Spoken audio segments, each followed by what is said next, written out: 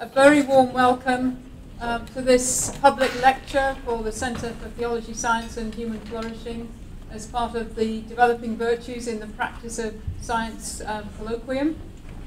This lecture is sponsored by the Henkels Fund through the Institute for Scholarship in the Liberal Arts, and we're very grateful for that sponsorship, but primarily sponsored by the Templeton Religion Trust.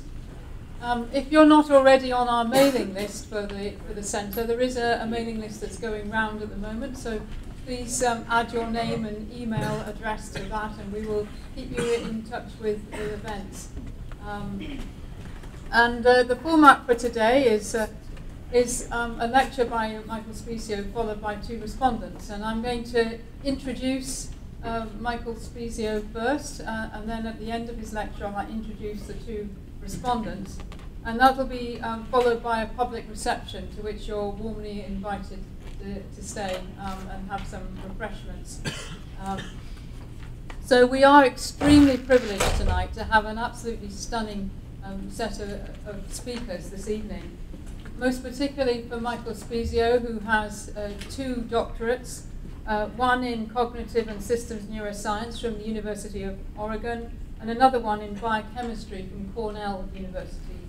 And he is presently an associate professor of psychology and neuroscience at Scripps College in Claremont, California. He is the head of the Laboratory for Inquiry into Valuation and Emotion, and he's also a visiting researcher with evaluation in the Human Brain Group at the Institute for Systems Neuroscience at the University Medical Center in Hamburg-Eppendorf, Hamburg, Germany. In addition to that, his interdisciplinary interests include the philosophy of mind, moral philosophy and ethics, and religious studies and theology. And in case you're wondering where that comes from, he also has an MDiv from Pittsburgh Theological Seminary.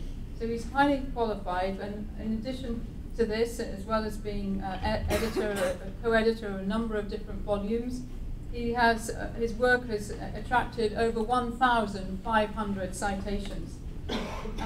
And so I don't want to cut into any more of his time. I'm just saying that this is a tremendous privilege to have him here, and I can see now we should have had a larger lecture theatre. So apologies for that, but we will hopefully get you ceasing shortly. So without further ado, I'll hand over to you, Michael Spezio. So thank you so much for joining us.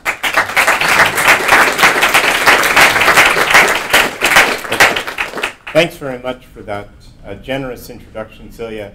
And thanks to all of you who've come out on this beautiful Friday evening to enjoy, I hope, some careful consideration and conversation. I'm looking forward to the conversation time, and I'm hoping that what I'll say will prompt some reflection and some questions, maybe, and hopefully even some critical comments, because we all have a lot more work to do in order to make progress on the topics that I'll hope to engage productively with you tonight.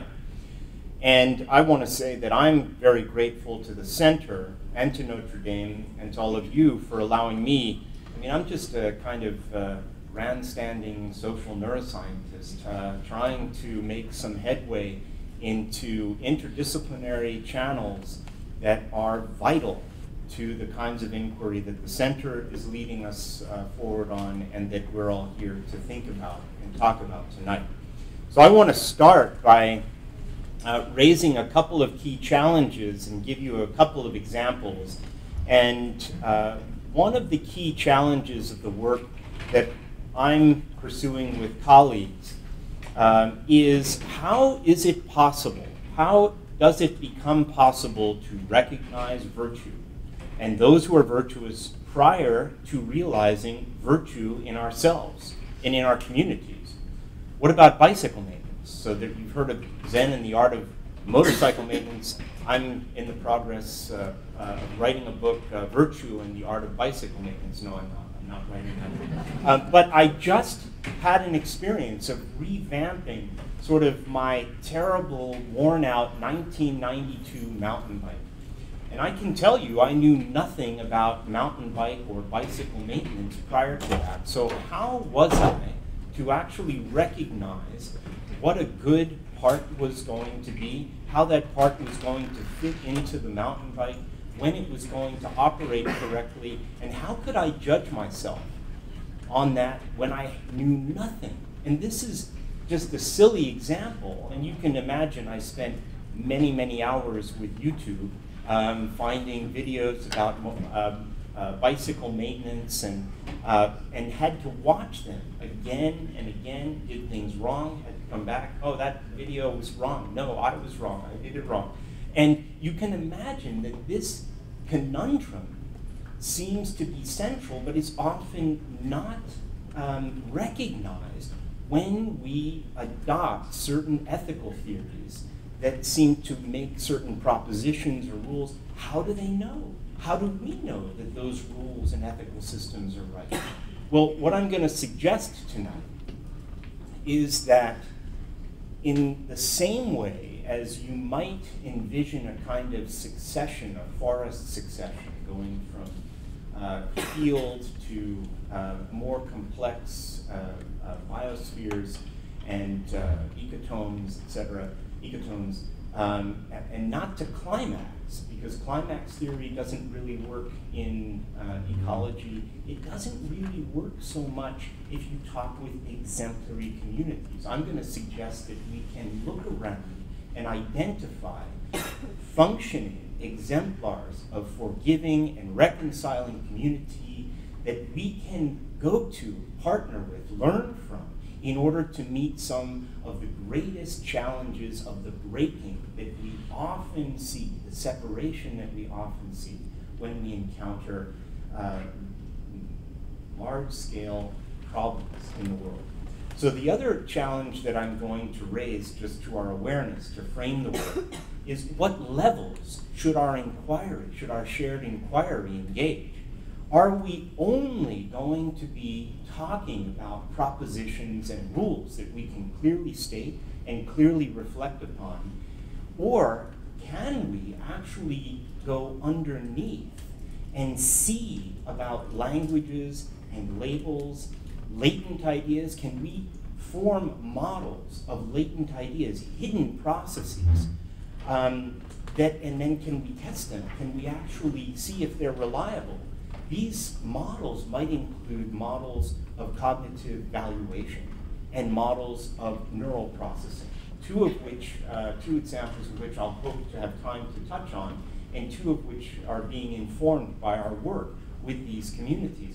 We already know about these subconscious models from popular understandings of the work of Freud, etc. But to know that there's an ego and an id doesn't get us very far in understanding what they might actually be. So that's why they haven't made great inroads into an interdisciplinary scholarly approach to asking what are those hidden systems. We don't want to privilege the hidden systems over against the reflective language. We don't want to privilege, I would suggest, the reflective language over and against the hidden systems. What we want to do is try and go forward to identify ways of considering and including both in our model making. Because our model making is what we're relying on to envision a changed world.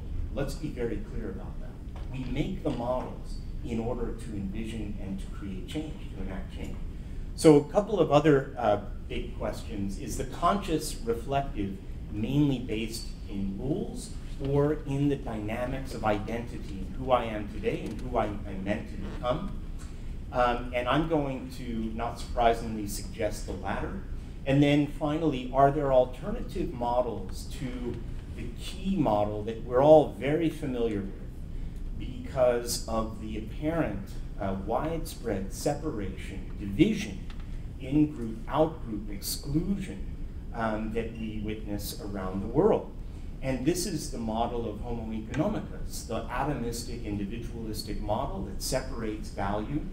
And at best, when ethics takes up this model, at best you get a separate but equal system. Is there a way to envision a mutuality, a non-dual relationality, and I mean very concretely in equations and in our explicit reflective language and in our implicit models of what's going on in the hidden.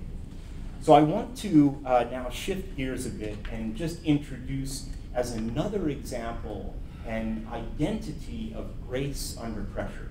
Because I'm talking about exemplary communities, and I don't want to lose sight of the fact that it's often difficult to identify exactly the level of community that a given person is operating out of. So I want to introduce a person who some of you may know, especially if you're a climber or if you follow climbing, and his name is Ger McDonald. And Ger McDonald was one of the first Irish people of Irish descent to summit K2, which is one of the deadliest mountains. And there was a documentary made about this. There's been a book. And I just want to read to you a little something that will segue into the points of forming identities of grace that I will share. When Ger McDonald died on the Savage Mountain K2 in August 2008, he was only 37 years old and had just become the first Irish person to make its summit. He was born and raised in County Limerick, Ireland, and was already one of the world's most accomplished, though mostly unsung, mountaineers. In 2003, he stood atop Everest holding the rosary beads that once belonged to his father and were given to him by his mother. In 2006, he nearly made K2's summit, but suffered a head injury from a falling rock and had to turn back. He was generally well-liked, the one whom everyone wanted in their tent to wait out the days of storm and snow. Ger was so well-respected that he was one of 3 quote-unquote foreigners allowed onto the select 8-person Dutch team for the 2008 attempt on K2. But the difference he made, the difference he dared, was not his being Irish on a Dutch team, nor that he died in the worst single event in K2's history.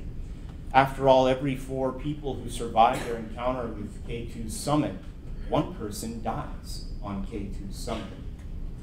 When Ger died, he was part of the majority, 60%, with 11 who died that day.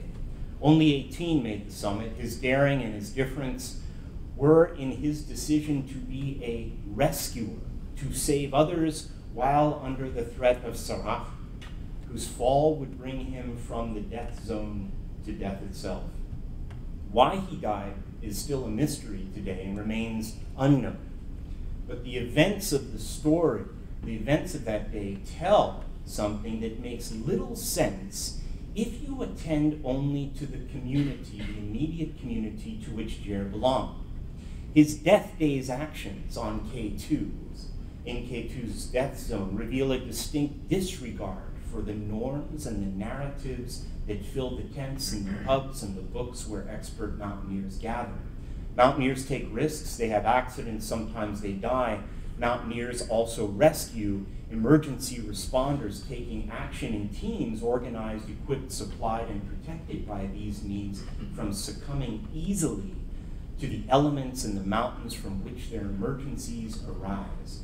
But when a team is climbing to the top of a mountain, and if a member of the team falls away, and if one's own strength fails, then you trust in autonomy.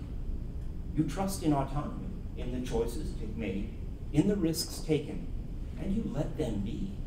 You let them fall. You let them die. You keep going so that you can keep being. Frederick Strauner, a 2008 team member who did not make the K2 summit, reflects on Ger's action and puts his experience in the community's norms this way, and I'm quoting, 8,000 meters, you're in the death zone. There is a struggle, there's a fight in every breath, every thought, everything hurts, every limb, every cell screaming oxygen, oxygen, oxygen. There are so many reasons to turn around and only a couple of reasons to continue. In one hand, people question us climbing a mountain like K2. In the other hand, they're upset why people don't go up and rescue people in this dreadful environment where you likely will be killed by doing so. There will be things we will never know, but the question you should ask yourself, what would you do? Walter Bonatti, a member of the 54 Italian and first European team to summit K2, whom Reinhold Messner, one of the great climber, called one of the greatest climbers of all time, the last true alpinist, an expert in all disciplines, this is in Messner's words, stated the community norm simply, way back. I went up in '54 for my country, for Italy. I should have died on K2. You have to save yourself from K2. It's the only way. Despite this norm, Bennati, in fact, missed the summit in '54 and nearly died. Why? Because he remained with an injured Pakistani climber, Amir Mahdi, who passed away in 1999, in an overnight open bivouac at 8,100 meters. Cecily Skog, whose husband died in the K2 event in 2008, spoke for the film The Summit in 2012 about the community's norms and outsiders' expectations. On the day of the summit attempt, Skog felt fellow team member and Serbian mountaineer bump up against her as he fell to his death.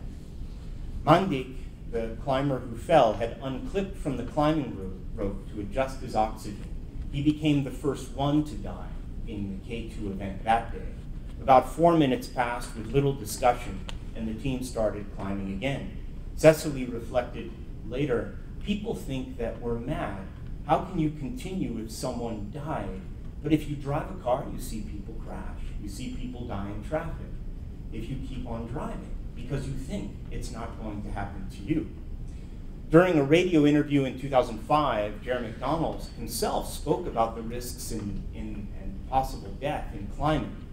He said, and I'm quoting, "Oftentimes when someone loses a life, what went down is held up under the microscope. And some people might say they should have done this, they should have done that, but just because you survive a mountain doesn't make you an expert. And I don't think it gives you any right to say that someone made a mistake, because when you weren't there, you don't know. Only the mountain knows." And prior to 2008 in K2, McDonald had rescued others on the mountains. He had a reputation as someone who could not leave another climber in distress. That was his reputation. That's against the norms of his immediate community. But it's telling that he had a deeper community. And the deeper community that he felt a part of was the community that bestowed upon him that rosary that he took and held on the summit on the day that he died. In an Alaskan climb in 2000, Jer found a climber who was cut off from another team and left for dead. Due to the severity of the climber's injuries, Jer was unable to rescue him. So what did he do? He drew upon his deep community, took out his rosary, and he prayed until death came. Near sunset on August 1st, 2008, Jer spent over an hour at the summit, looking out to where the long shadow of K2 falls onto China. He held up an Irish flag in the wind. He joined with his friend, Pemba Gyale Sherpa, to hold up a blue peace flag, an earth flag, a white dove in the center of a sea of peace written in 30 languages. A photograph shows him on the summit smiling. He was elated. The group of climbers on the summit started down, but Jer didn't. Why did he stay? There was one more climber coming, Italian Marco Confortola, and Jer said that he would wait for him so that Marco wouldn't have to descend alone. Finally, around 8 p.m., Jer and Marco started down. It soon turned dark, and up ahead, a Sirach fell and took the life of Rolf Bay, Cecily's husband, to his death. All of the safety lines, the ropes, were gone in that. So what happened with Jer is that he actually stayed and got Marco down and then rescued or attempted to rescue and freed 3 Korean climbers who were also trapped.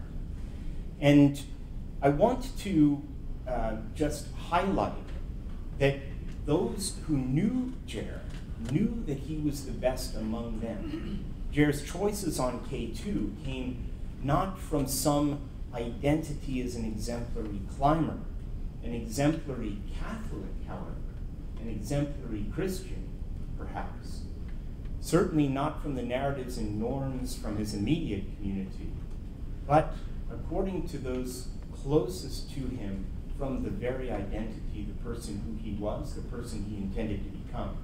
Jer rescued out of who he was from his being true to that self and to that nature. And I want to suggest that in the work of Kristen Renwick Monroe, who's written several books on exemplars, she highlights the same relation between character and daring action when she profiles a number of Holocaust rescuers. She explores the level of what's known in psychology. It's a weird term outside of psychology, but inside psychology it's called self-importance. It's not self-important thinking that you're important, but the importance of your sense of self to what you do and how you inhabit the world. Self-importance. References signaling self-importance include expressions about one's own self, life, second-person address. In her interviews, people said, "You feel, your life." A Dutch interviewer said, "There are times when we all wish we had done something and we didn't." This is a Dutch rescuer during the Holocaust. It gets in your way, during the rest of your life. Another Dutch rescuer said, "You asked me earlier if I would have been able to live with myself if I had not rescued these people. No. The possibility was that they should have a very hard situation, and you have the feeling that if you send them back, you don't forget it for your life. So I don't think I could have lived with myself." So I'm going to suggest that the kinds of self being envisioned by Ger and by the Holocaust rescuers that Kristen identified are the same. They're based on the same vision of self, a wider sense of self that is, as we've termed it in our work, a self for others, as an original condition. And I'm going to talk a little bit about the L'Arche communities and Homeboy Industries in downtown Los Angeles. So Homeboy is something that we're just beginning, and I'll introduce it to you, but then I'll talk about the detailed work we've done with L'Arche. So L'Arche was co-founded by Jean Vanier, who won the 2015 Templeton Prize. And here is a front cover of the English translation of his book, of his reflection on Aristotle. It's called Made for Happiness. This is an affective word map that is done out of an English, the crisp edition of an English translation of Aristotle's Nicomachean Ethics. And what I think is surprising here is that unlike ethics being stereotyped as a series of rules, this highlights terms like person and the good, virtue, friendship, wisdom, activity, reason, happiness, noble, right, like. These are not negative terms, at least I don't think they are. And I think that when Jean talks about his community and the people that he learns from, his whole reason for doing what he's doing is joy, is happiness, and not out of some, I want to say oppressive duty is maybe a way to say it. Okay, so let me just play you a short video of Jean talking about L'Arche and its messiness and its foundation. So here, this is a video, this is Jean Vanier, and I hope that this will come through. Every time I see a man or woman with a severe mental handicap, the incredible cry that is coming from them, what I would call the primal cry, which is, "Do you love me?" It's a very deep cry. And you find with people with mental handicaps, this is their, "Do you love me? Why have I been abandoned?" Or has my life any value? Somewhere this cry of, "Do you want to be my friend?" touched me. I began visiting asylums, hospitals, different institutions, families, and I discovered an immense world of pain which I had never could have imagined. So I discovered all this world which I hadn't even imagined existed. And it seemed very clear to me that Jesus was asking me just to take one or two men and to start living together. So I was able to buy a small, broken down house, and I welcomed two men, Raphael and Philippe, from an institution. Raphael had had a meningitis He couldn't walk very well. He couldn't speak very well.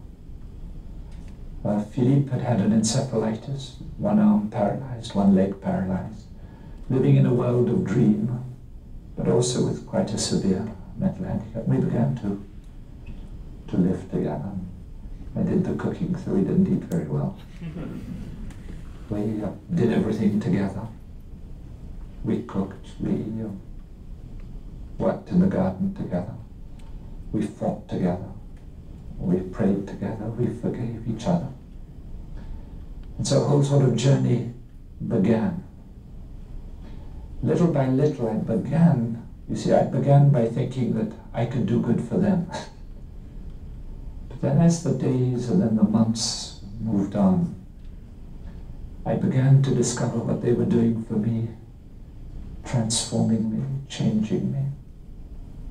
I thought I was going to teach them something, and suddenly I was discovering that they were teaching me quite a bit. When Jesus says, "Whoever welcomes one of these little ones in my name welcomes me, and whoever welcomes me welcomes the Father, or the one who sent me." When Jesus says that I was in prison and you visited me, I was sick and you visited me, I was naked and you clothed me, I was hungry and you gave me food, I was thirsty and you gave me to drink. I was a stranger, I was strange, I was different, and you welcomed me. It's really true. And I never knew this. I mean, I read it in the Gospels, but I didn't know what it meant. And I must say that there is what I've learned from people like Eric, that what is important in human relationships is discover that God has led us together. I feel that very clearly for myself, that it was Jesus who brought me to handicapped people. And I know the day that I welcomed Raphael and Philippe, I knew, and I know today, that it was an irreversible act. That in welcoming Raphael and Philippe, it was a covenant that I was entering into. So it was an irreversible act and a covenant. The reason it was irreversible is because it is, in fact, the original condition. It is, in fact, set up against a homo economicus. And I don't know what it's like when you do reconciling and reconciliation work at Notre Dame here. In Claremont, where I teach, there is, with good reason, a lot of suspicion about the word reconciliation, because many communities who people say, well, we can do reconciling work, have never in their histories ever been together. In fact, one group has generally always been oppressing the other group, always in their history, any shared history. And that's true. And so when Jean and when Homeboy, Father Greg Boyle at Homeboy, when they speak about forgiveness and reconciliation, they're going well beyond history, maybe deeper in past, but I think we can envision this, and we talk about things like the predictive brain and the goal-oriented orientation of the human mind and brain. We can think about an end, not a climax community, but a fulfilled and dynamic community. So Jean points to this by saying in his book, Made for Happiness, the accomplished human is the one who acts in the interests of others in society. Real self-love is realized by orienting itself toward others. This is not the models that come out of economics, politics, the rational choice theory. So I'll just briefly introduce Homeboy to you. And we are beginning an entire project with Homeboy Industries. And you can see the book that Father Greg wrote. Homeboy serves former members of gangs in the Los Angeles area, former purveyors and victims, survivors really of violence, and survivors of the prison system. And when we met with them to begin our planning, we said, what are the stages until a person becomes a real member of the community? And both of the senior people we talked to said they pointed to the door. They said they have to walk through that door. They have to walk through the door. When they walk through the door, they're a full member, and we stand with them, we accompany them. Anyone who knows of Jesuit tradition, out of which Father Greg comes, knows the Jesuit ethos of accompaniment. This is, again, an irreversible decision in which everyone who walks through the door is included. So I want to just skip the longer video, but play this short video to give you a sense. This is Father Greg. Some of you might have had a chance to actually read his book or hear him talk. You'll permit me to speak with that. Jesus says it pretty clearly, that you may be one. That's the whole thing. That you may be one. That's the hope, anyway. All of us are called to be what Alice Miller, the late great child psychologist, calls enlightened witnesses, people who through your kindness and tenderness and focused, attentive love return people to themselves. You don't hold the bar up and ask anybody to measure up. You just show up, and you hold the mirror up, and you tell people the truth. You say, you are exactly what God had in mind when God made you. And then you watch people become that truth. You watch them inhabit that truth, and no bullet can pierce it. No four-prison wall can keep it out, and death can't touch it because it's huge. But sometimes you have to reach in and dismantle messages of shame and disgrace that get in the way so that the soul can feel its worth. So Father Greg is saying something that Vanier explicitly says elsewhere, that in fact we are called to recognize the beauty in one another because we are meant for one another. We are one another's own mirrors, accurate mirrors, not the kinds that hang in our bathrooms. So I want to just turn very quickly and thank the John Templeton Foundation and the Self-Motivation Virtue Project and the Templeton Religion Trust for funding a series of studies along with our collaborators here. Kevin Reimer has written a lovely book on L'Arche, and we structured this project as over several years, mainly working with 48 L'Arche members at separate retreats, and I'll talk about the activities including dense array EEG analysis shown here. Two of the retreats occurred in Sierra Madre, California, at this seemingly luxurious resort, but think monastery. It's not that luxurious inside. And then we waited another year, a little over a year, to change up the context and to look at stability over time. And we brought then a subset of the 48 to the laboratory, sterile, all of the stereotypical things about a lab. And we introduced pain substitution. And here is the thermal stimulator that we used. And we didn't deceive anybody. So when we said you're substituting for someone else's pain, there was someone else attached to the thermal stimulator as well who was receiving pain or not, depending on the choices, on the actions, on the values, on the models of self and other that lived within the people that we worked with. And we're very grateful for L'Arche and L'Arche USA especially. So we're looking here at an alternative, or for an alternative model of the self. Could turning to these intentional communities of love and compassion reveal a novel structure, and would such a novel structure relate at all to courageous, compassionate action for others? So here are the alternative views. This is Rodin's well-known statue, well-known sculpture, The Thinker, in Paris. Rodin gets a bum rap because, of course, this is meant to be Dante. And Dante himself was connected to an entire tradition and an envisioned tradition of community and not some solitary thinker. And of course, Rodin entitled this The Thinker, the Poet, because it was Dante. And then this is the statue of the Good Samaritan, also in Paris. And so here's just models of two competing ways of being human, of envisioning the human. And the sort of individualistic thinker imagines a self-referential meta-awareness in which the ideas of self and norm come from a kind of self-determination. And we wanted to look to see, I mean, there's an abundant evidence for that kind, and no one of our team is denying that that actually exists. What we were interested in is, could something else be possible? So we first looked for this in expressions of natural language, reflective speech, trying to understand whether or not members of L'Arche would spontaneously express a self-attestation of grace experiences. And we did this through semi-structured 1 to 2 hour interviews in which we asked a series of questions. The very first question was just completely open-ended. Imagine someone comes to you, you sit down and you say, what kind of person are you? And then invites you to just go off and just basically answer that question.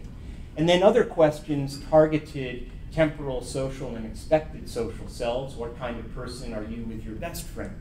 What kind of person are you with God, for those who believed in God? Not everyone in L'Arche does.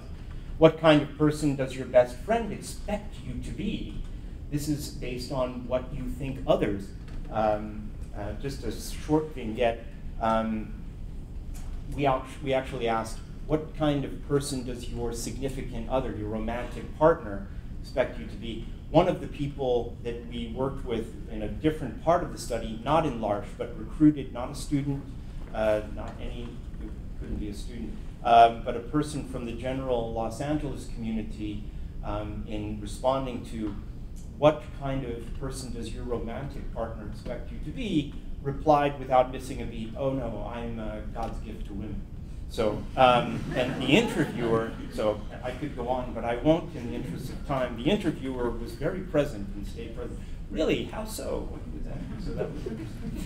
Okay, so, and these statements, the recorded statements, we placed in a kind of similarity assessment with a set of statements that came from Kevin's book. One and elsewhere, but these are the grace, we're calling these the grace statements. Kevin describes this gift, Randall's gift, as a benediction. It's at the end of his book, which upholds the great secret of L'Arche. And here, Randall is talking about his own being drawn to L'Arche.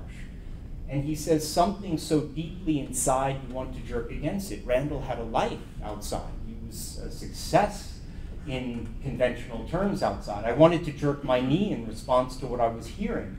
They offered me treasures in my first job, anything to keep me there instead of at L'Arche. At the time I was saying, why would I walk away from this, leave a great career, live in L'Arche? But I kept listening to that inner voice. Everyone around me was screaming, why are you doing this? What are you doing? It was that inner voice of God, said Randall, telling me to walk away without really knowing what comes next.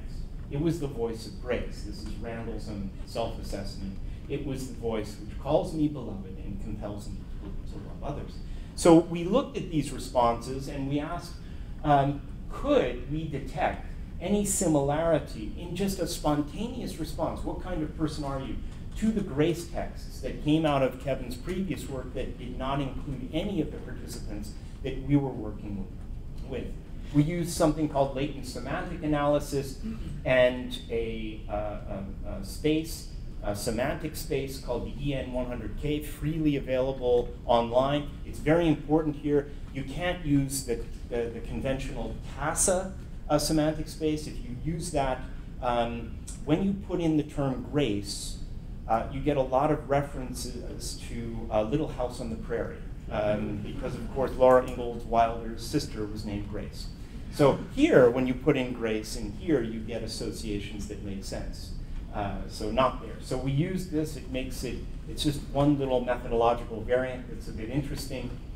Most of the variants in the L'Arche participants came in the similarity of the grace text with their responses to what kind of person does God expect you to be. And it turns out that there was a higher similarity between this question and the grace text, that associated with higher similarity between the open-ended description of oneself and the expected self-God. So this was not, it's not a perfect correlation, but it's explaining about 25% of the variance. is actually pretty impressive in this kind of work. Physicists in the room, I'm deeply apologetic. So then we also invented a rescuer task. You've heard a lot about rescuing. You heard about Jerry McDonald. You heard about the Holocaust rescues. You heard about L'Arche, as L'Arche being Noah's Ark, rescuing people from the streets. Homeboy being rescuing people from prisons. So we built this and designed this with the help of Linda Zagzebski, with Colin Kammerer, who's a MacArthur-winning behavioral economist. And here it is in brief. We have the observer. This is our participant. We endow the observer with twice as much real money as the poor victim. The poor victim is someone they will never meet. They will never have an opportunity to have that person help them in any kind of reciprocal way. They don't know who it is. It's not a fake person. It's a real person taken from another aspect of the study, not a L'Arche member, not a member of this person's community at all, a stranger, not present, simply present as words on a screen. The observer observes and sees a series of interactions, the perpetrator stealing some money from the poor victim. The outcome variable is the choice. The choice is to give nothing of one's own money, and all you have to do is sit there for about 15 minutes and you walk away with 30 or 45 real US dollars. So it's actually, I mean, compared to my salary, that's pretty well paid. Let's say. And then you have an opportunity to give 25% of what was stolen, 50% of what was stolen, 75%, or all of it. And the important thing is, and people realize this right away, that once you give your money away, it's gone. It's not like a public goods. If you give it away, there's a chance if enough people give, you get some benefit. If you give it, it's gone, and it's going to the victim. And you can see this in the amounts that are reported to you and to the victim. The other thing that's novel about this is that each act of giving increases the chance that the observer, who is unknown to the perpetrator, will be detected by the perpetrator and discovered. And if that happens, well, then the perpetrator turns around and victimizes the observer and takes everything that the observer has. So that's why it's a rescuer task. It has a bit of a risk associated with it. So here it is. This is basically what the screens look like, just some words on a gray background, no stunning pictures or videos or anything. So what did the L'Arche group do? What's the main outcome measure? Well, the main outcome measure is a loss ratio, the loss that they willingly take on to self prior to any detection event, divided by the cumulative loss to self and loss to victim. So you can see when that's 0.5, that means you're voluntarily accepting as much loss as the victim. If that goes up to 1, you've taken all the loss and the victim has taken none. If that's 0, you've taken none of the loss. And so this is the L'Arche group, 48 participants shown here. This is 0.5. That's taking as much as the on as much as the victim. And you can see a large cohort of 472 people. 37 never gave. 0 always gave. In the L'Arche group, 2 never gave and 2 always gave. And 46% of our group were above 0.5 and only 18% were above 0.5 in this sample, and none of the 472 exceeded the maximum self-loss taking on narrow sense of self that the L'Arche participants did. So beyond the outcome measure, so we think we actually are documenting that we had to first test in the lab, is there something that we're actually capturing in behavior to try and get at those implicit, those hidden structures. We first have to demonstrate that the behavior actually makes sense, that the L'Arche members don't look at this and say, this is ridiculous, this doesn't make any sense to me, I'm not interested in this, because it's a fairly rote behavioral task, a psychological task. So the question we asked was, what is their hidden sense of valuational representation? The way we asked this is via Bayesian cognitive modeling. I won't go into the details, but I will just specify 4 different models. We looked at one model that was really insensitive context. They didn't change their behavior at all, despite different amounts being stolen, they having different amounts, the victim having different amounts. We looked at a different model that actually keeps the selves of participant and victim separate in an additive aggregate model that one might be familiar with from utilitarian ethics.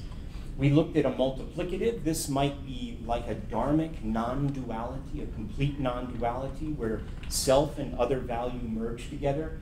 And we looked at a ratio combination, which is, we call a relationally non-dual self.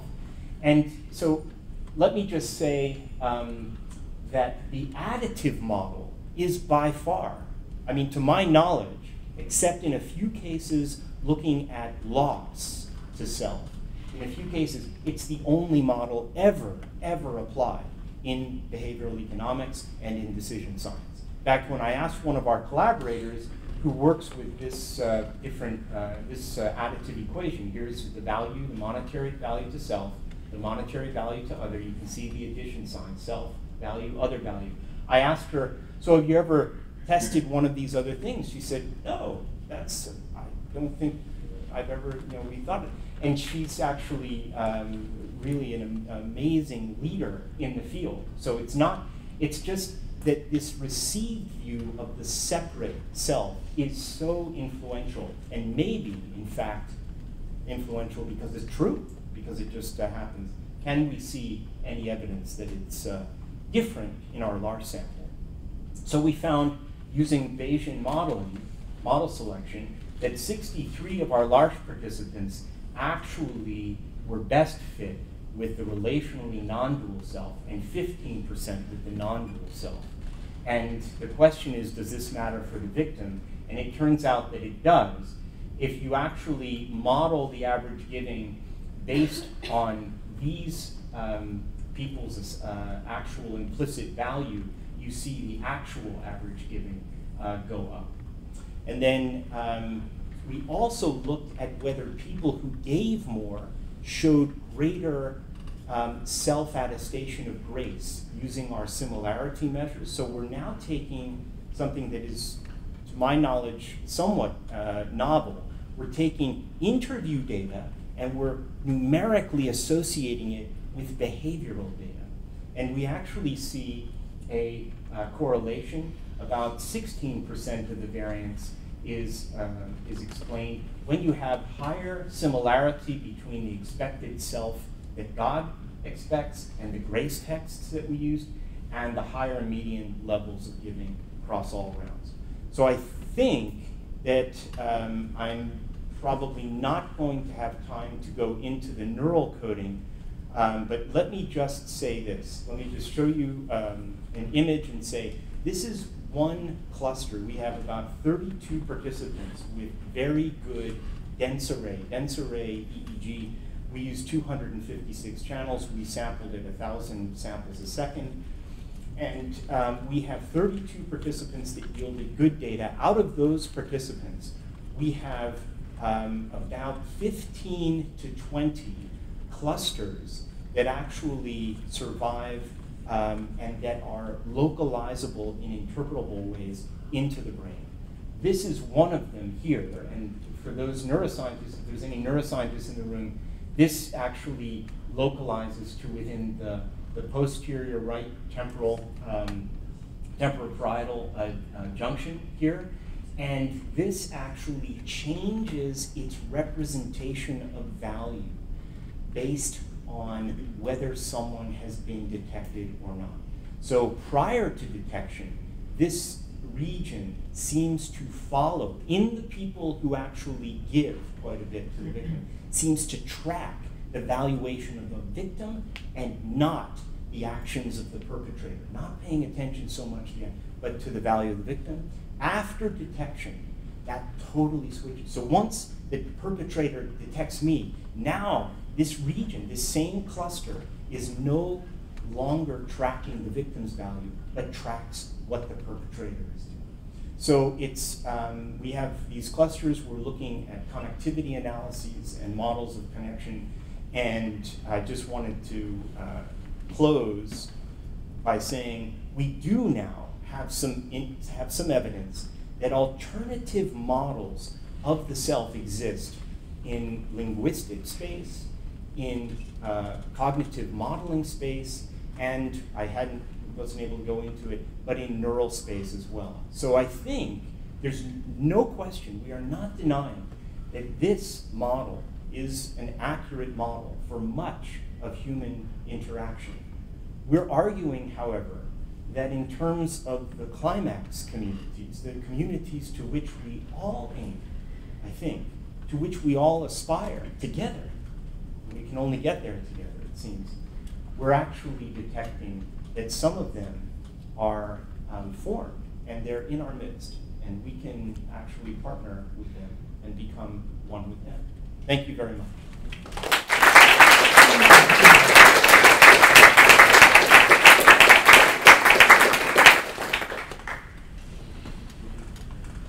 Thank you, Michael, for that absolutely terrific lecture on identities of grace. But our occasion isn't quite over yet, because we are having two respondents to help lead us off in the question time this evening. And I'm going to introduce both of them together, and then they'll come up one by one to speak to us. The first person I'd like to introduce is Dr. Mark Fox, who earned his medical degree and also a doctoral degree in Religion, Ethics and Society from Vanderbilt University, and received a Master of Arts in Philosophy and Theology from the University of Oxford. He is presently Associate Dean and Director of Indiana University School of Medicine in South Bend, Indiana, and he's also Professor of Medicine and Pediatrics at IUSM. In addition to these fantastic qualifications as a respondent, he's also published numerous publications, book chapters, reviews, articles, including those in the International Journal of Public Health, the Academic Medicine, the Journal of Pharmacy and Technology, the American Journal of Bioethics, and so on. And he's also presently a distinguished adjunct professor of theology at the University of Notre Dame. So we're very grateful to have him with us to respond to Michael Spezio. Our second respondent is Professor William Mattison, who's a very new entrance into the Department of Theology at the University of Notre Dame. He's an associate professor here, has just arrived a few weeks ago. He's also a senior advisor for theological formation to the Alliance for Catholic Education. And he's also author of a number of books, including Introducing Moral Theology, True Happiness and the Virtues, and a forthcoming book as well on the Sermon on the Mount and Moral Theology, A Virtue Perspective. And so without further ado, I'm going to hand over again to these two distinguished respondents who will, I hope, keep us on track for responding to Michael Spezio's wonderful lecture. So thank you. Over to you.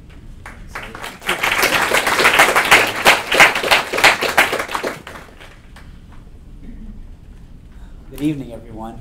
Very impressive on a Friday evening of Labor Day weekend. Let me begin by thanking Darsha and Celia and Tom for putting on this splendid talk tonight and this conference in which it's nested. It's really a great occasion. And especially to thank Professor Spezio for a splendid talk. It's an inspiration to see someone so well trained in the neurosciences speak about models of the self in the inspirational way that you do. So thank you.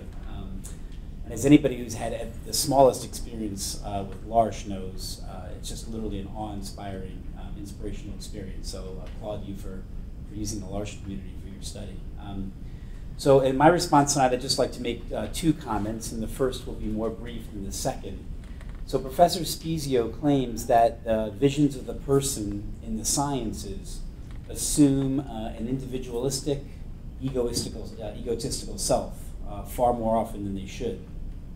This is indicated even by studies of altruism, which kind of assume that altruism is an anomaly that requires some sort of explanation. So I could not agree more that such visions of the self are deeply problematic. They do dominate modern philosophical discourse, and by modern I mean from the Enlightenment era and beyond. And of course this period is the seedbed of modern science, so we're unsurprised that that vision of the self has kind of infected the modern sciences. There are, of course, precedents of that individualistic view of the self in the ancients. Those of us who remember Glaucon's famous Ring of Gyges story in Plato's Republic know that this has a long precedence. But of course, there are also ancient visions of the self that view the person in a contrary manner. It's fitting that you brought up John Vanier's study on Aristotle there, Professor Spezio, because Aristotle, of course, famously called the person an inherently social animal, a creature who can only fully flourish in community with, in right relations with others. So Aristotle knew a thing or two about biology, too, although now we recognize significant weaknesses in his thought. Unsurprisingly, his view of the person as inherently social and oriented toward friendship influenced his scientific views. So in fact, my former teacher and mentor, Dan Robinson, calls Aristotle the first ethologist. So why am I bringing this up? Well, it brings me to my first point. While I agree with Professor Spezio that the view of the person that he rightly decries is indeed held by scientists today, and it should be rejected as unsound, as even the cognitive research that Professor Spezio indicates supports, I do raise the question of how dominant that egotistical vision of the person is in the world of science today. It's clearly present, whether it's 90% of scientists, 75, 40. I leave that for the scientists in the room here to decide, not the theologian. But it does seem to me that there are an increasing number, thanks be to God, of scientists, not just Professor Spezio, who affirm something akin to the social nature of the person. I think especially of ethologists.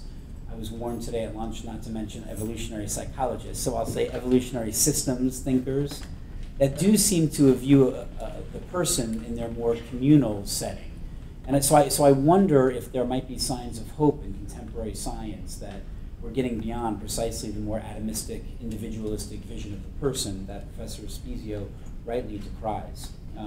So I won't attempt any robust survey of the spectrum of positions of the person in the sciences today, or what percentages are held by different scientists, or what subdisciplines are more prone to hold an individualistic view of the person. I suspect those disciplines that attempt to continually isolate and reduce are the ones that would tend toward more an atomistic vision of the person.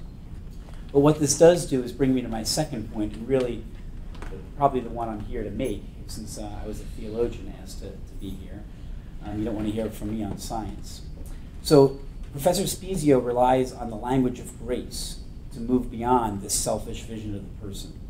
And of course, grace is that gratuitous help from God to know and to do things that would not be possible without God's help.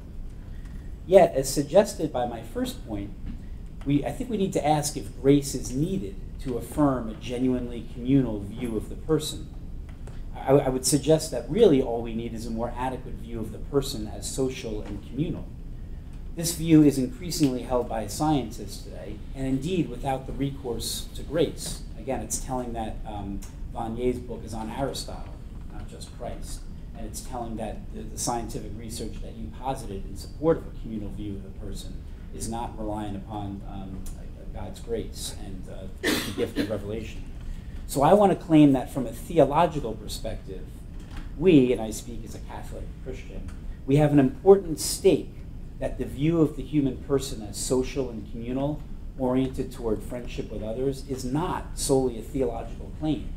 One does not need to be Catholic or Christian or even a person of faith to affirm this view of the person as evidenced in Aristotle.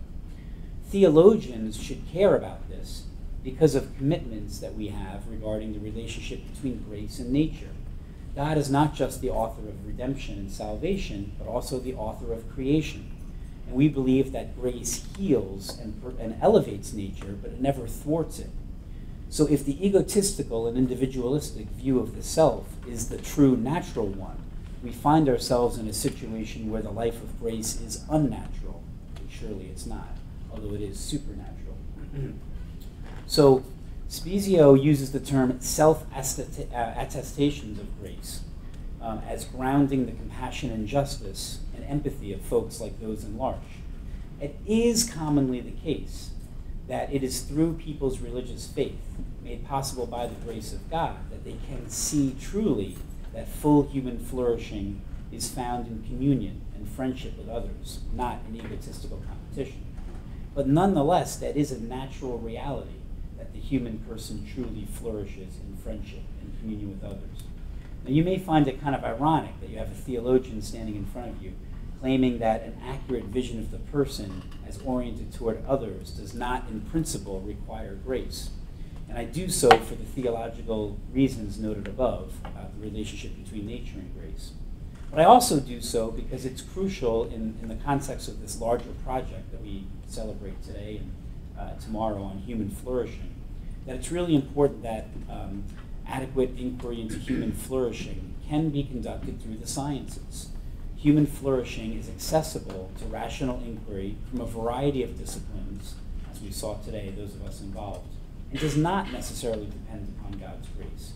People of different faith traditions or no faith tradition at all can make important contributions to our understanding of human flourishing. Now, I suspect many of us here come from differing or no faith tradition, and though I do not know the background of all L'Arche members, and if all of them are Christian or not, I would claim it's in principle possible to live those beautiful lives of self-giving friendship and love and service and community, such as those found in L'Arche, even without religious faith. So now that it seems I've completely evacuated any need for religion, or from a Christian perspective, grace, I should end with a word on what grace does add to our view of the person. Through God's grace, we can more ably see what is in principle accessible to unaided human reason, but can be difficult to see due to human brokenness. But second, grace does not simply heal, but also elevate nature. So from the perspective of grace, we say so much more than that the person is communal and oriented toward friendship. We say that God is triune, self-giving, loving communion of persons. So the very origin and fabric of reality is community, self-giving love. We say that God created all out of that love, and that the human person is created in the image of God as oriented toward self-giving, loving communion. And though darkened by sin, humanity is never abandoned by God, but is the target of a relentless quest by God for reconciliation, something made possible by God's becoming human in Jesus Christ, enabling the communion with God and others in God in this life and fully in the next. From the perspective of grace, we are oriented toward a supernatural flourishing that's not imaginable, let alone attainable, without God's help. So this is what grace brings to the table. Even within this extraordinary narrative of grace, the fact that people are oriented toward friendship and community, not egoism and individualism, is almost mundane, although true, of course.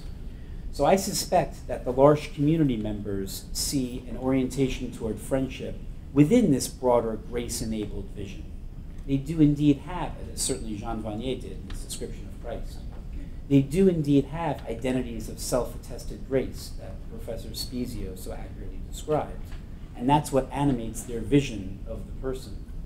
Nonetheless, for those who embark on this quest through the sciences, where methods ascertain reality in a manner accessible to unaided human reason, not assisted by grace, it's important that what Spezio rightly asserts about the human person being oriented toward communion with others is accessible to unaided human reason, and thus accessible to science, as Professor Spezio's own experiments and ethnographic research suggest. Thank you.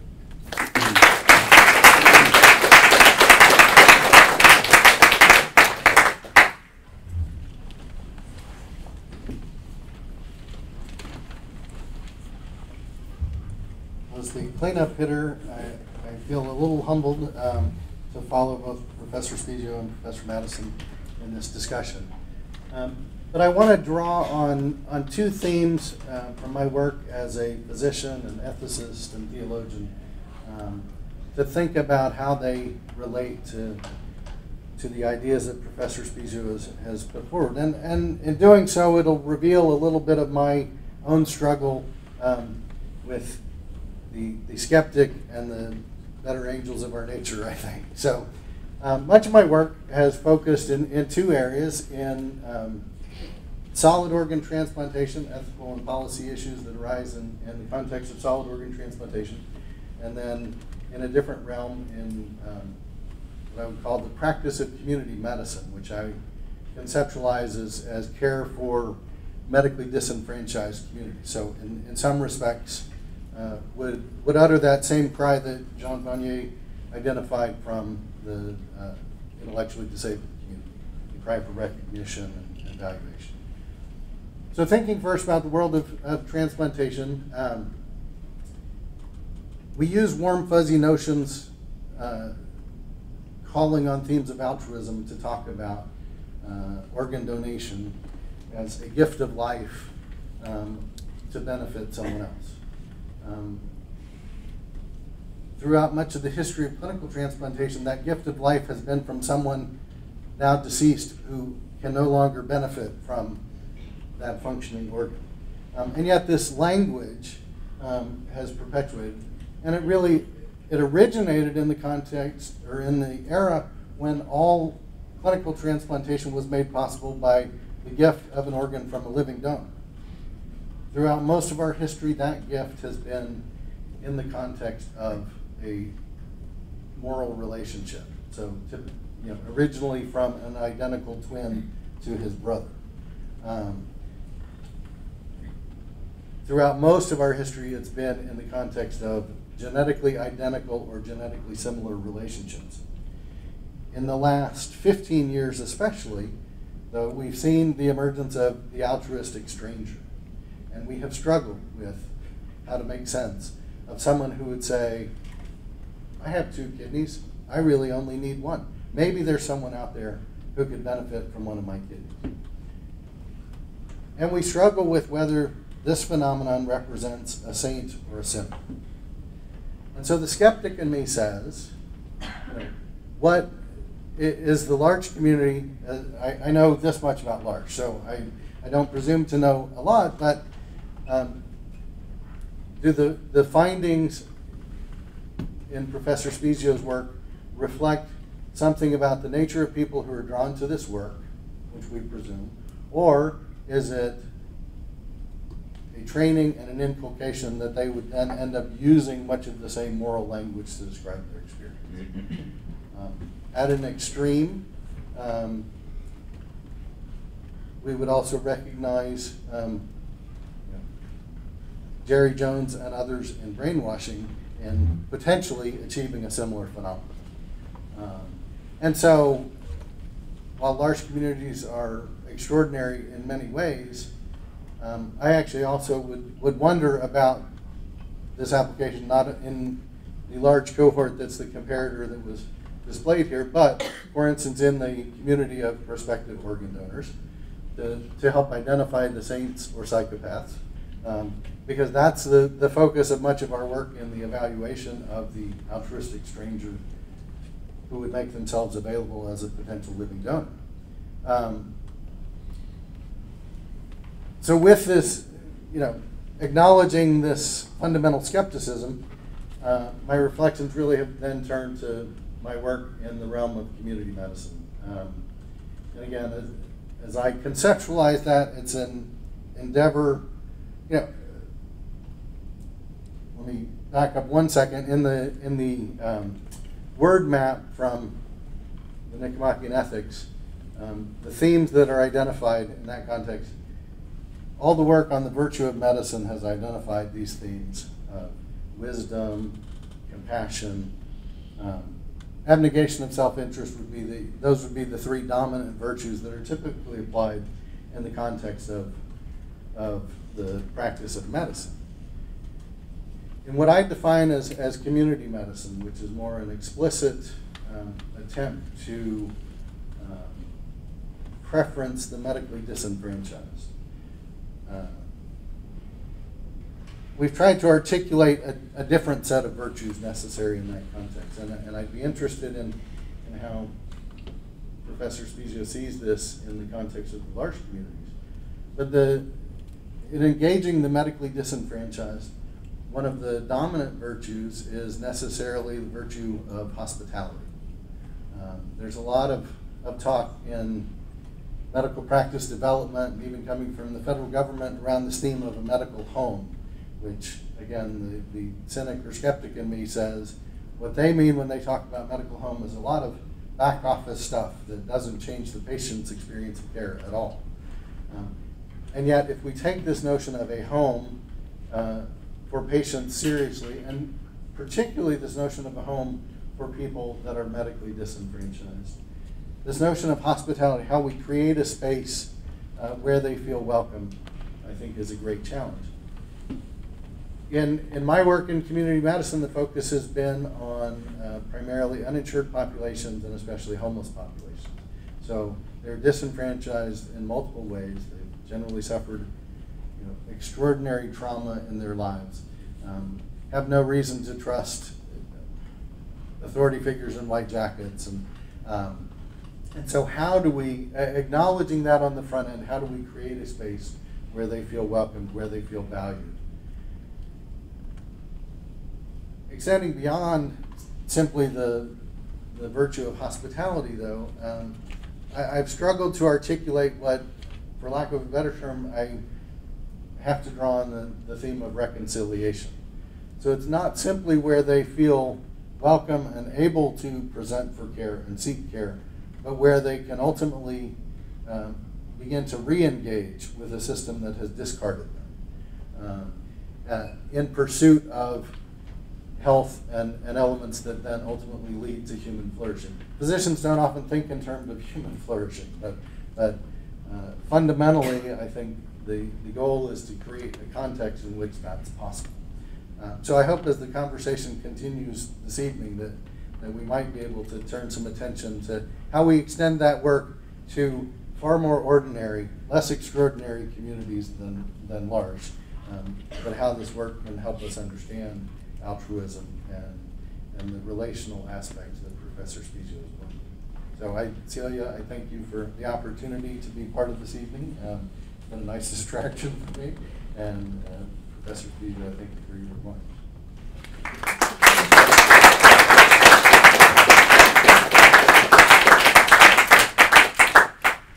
Okay, I'm going to invite Professor Michael Spezio now just to say one or two things in response to that, but then we'll open the floor for questions, which we'll have for about 15 or 20 minutes, and then I promise you can slide immediately outside here and get refreshments and drinks that I'm sure you're waiting for. But I'm sure there's going to be plenty of questions this evening, but I'm going to give the first word to Michael Spezio, and if the other two respondents could come up here as well in case there are questions for them. If anyone does need to slip out now, you obviously can do that, but we're just moving now into the question time. Well, I want to say thanks very much. I'm not going to say very much because I'm actually really hoping we can get into questions and larger discussion. I'll say a quick, it's remarkable to me, Mark, when I hear you say physicians are not all that interested in human flourishing. That's just, it floors me. So I'd like to... I don't know how to bill for human flourishing. Yeah, I'd like to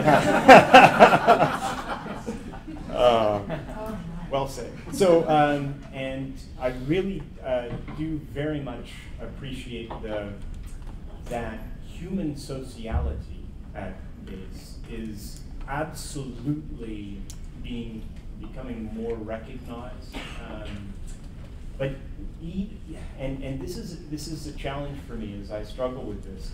Even when you look into Aristotle, and certainly if you look even in, say, the quote-unquote empathy or mirror neuron work today, the simulation work, I don't usually use mirror neurons because I don't really think they exist, but the simulation work definitely is there. That's portrayed quite individualistically. You're scaffolding the other person, the conspecific's experiences based entirely on your own value. And so and then the question is simply being built for, or I should say this, simply being built so that one has to rely on others, built with others, does not entail necessarily being built for others. And so that's the way I would put that. But I think I really receive your remarks. I think they're exactly on spot, and they keep me up. Thanks.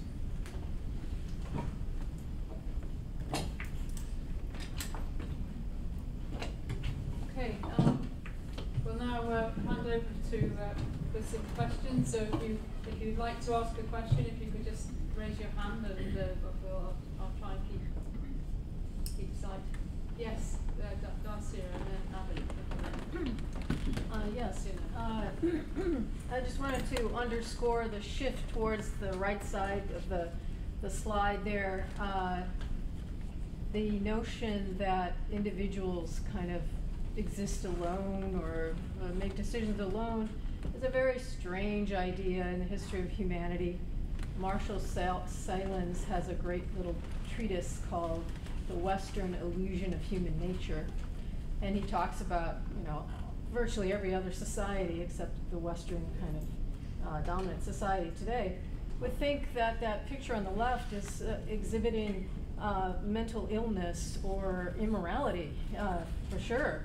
So I think it's just that we've forgotten all that, and we don't have enough of knowledge of how humanity has seen itself in the past or in other societies. So I just wanted to, push it over here some more.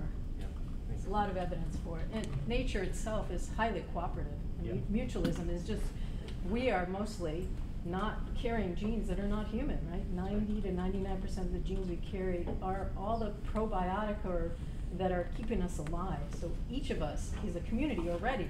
So to think that, there's this little homunculus kind of existence is just an aberration, really. So can I just quickly, I want to emphasize that I'm in agreement with all that, and this just gives me a chance to thank you, Darcia, and for those of you who don't know, Darcia's work is actually at the forefront of this turn of the tide, so I really appreciate your work in all of that.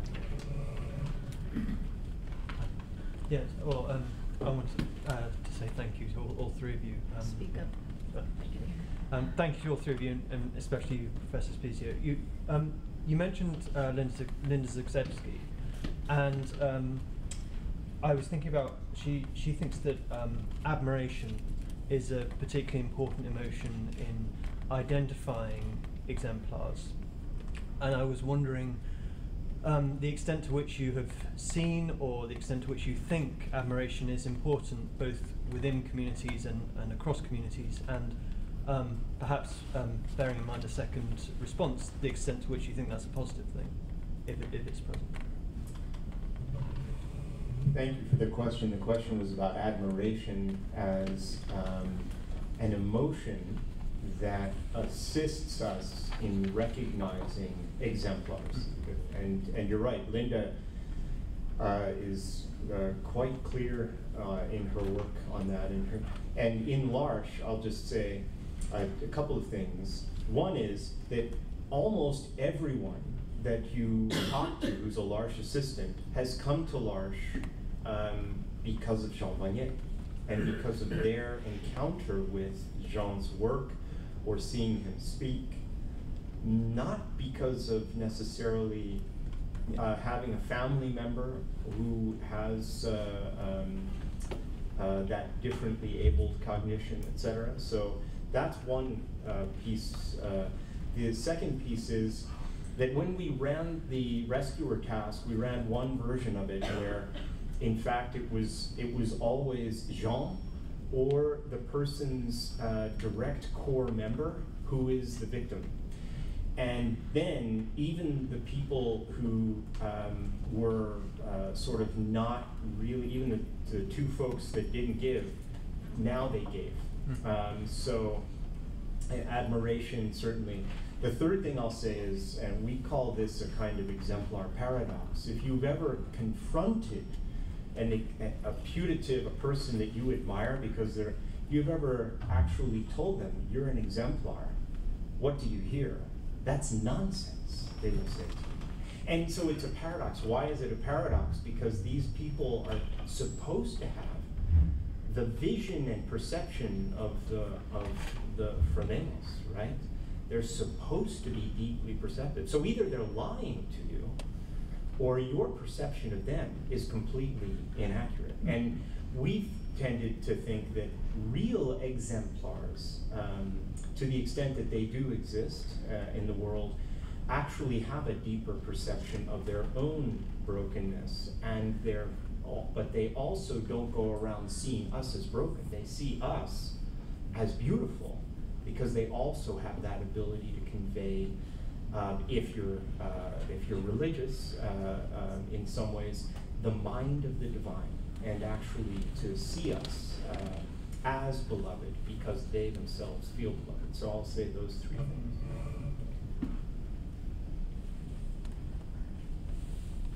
Yes, a question. How did you manage the issue of informed consent in the community at large, and what where was the institutional review board that you had to be accountable to?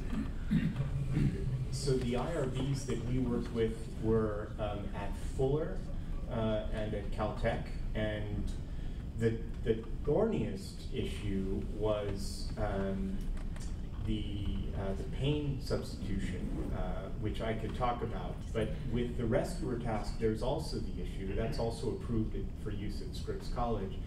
There's also the issue because, in fact, you have to be completely clear that a person can lose, I mean, they won't lose their compensation for time, but they will lose their, $45 over, a 15-minute task, which is not, anything little. So we addressed it in part in a number of ways. Number one, we never deceived. So we never said, yeah, this is a real victim, and there's not a real victim. We never said you're making decisions about a real person's welfare, about how much they're going to get.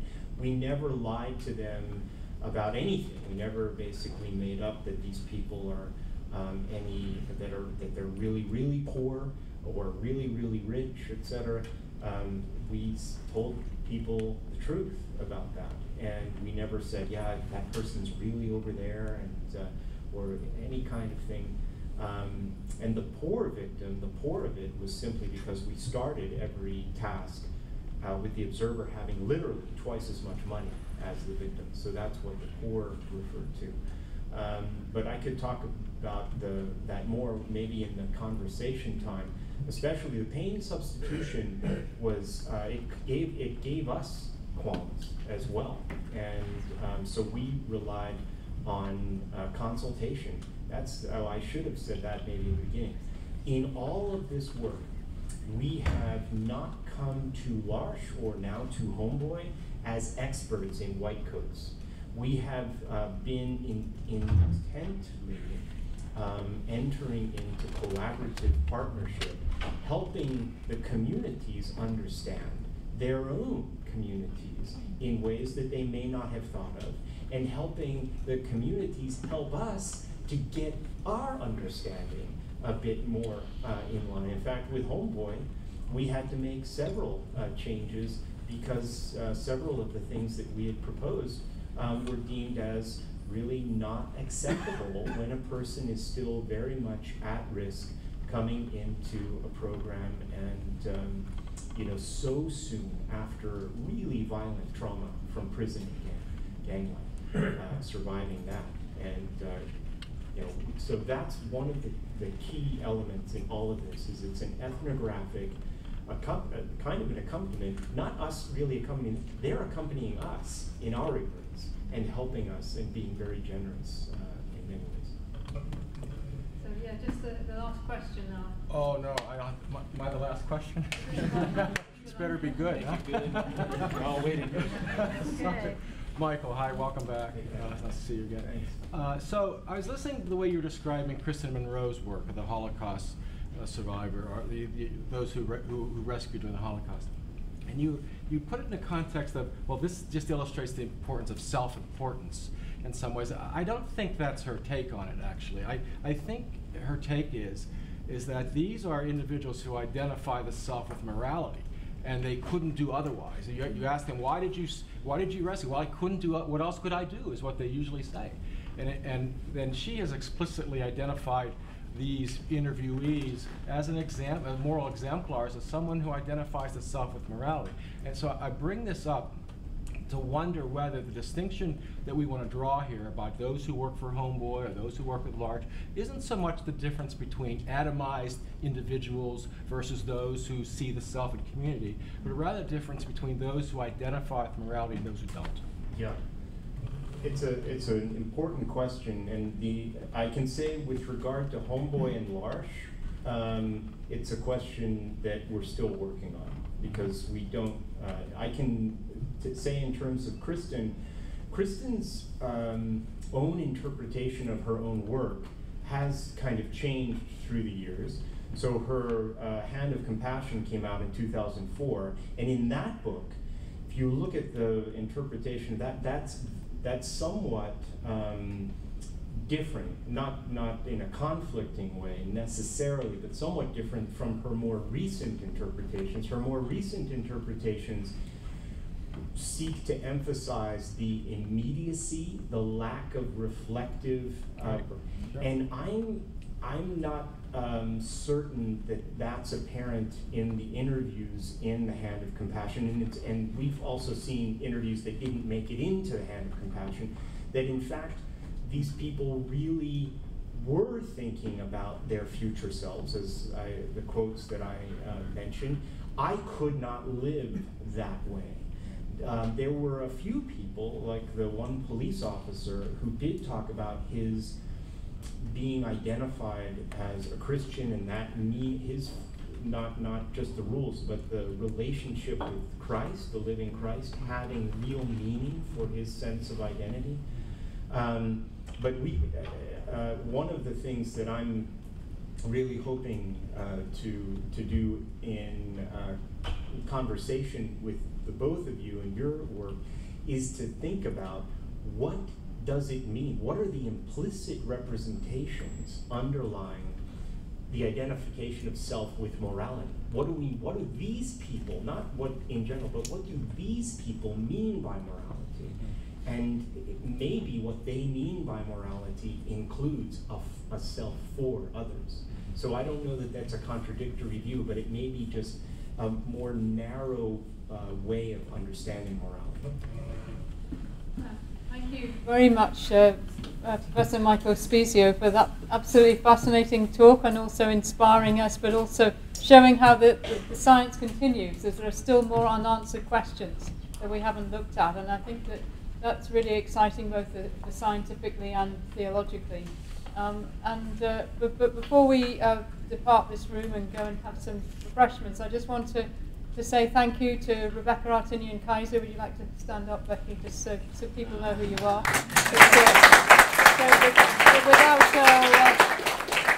Without her support, and also that of Katie Rutledge, this event wouldn't have been such a success. So we owe a huge debt of gratitude to her, as well as to our panelists. Mark Fox has come under very difficult circumstances. He can tell you about that afterwards in the discussion.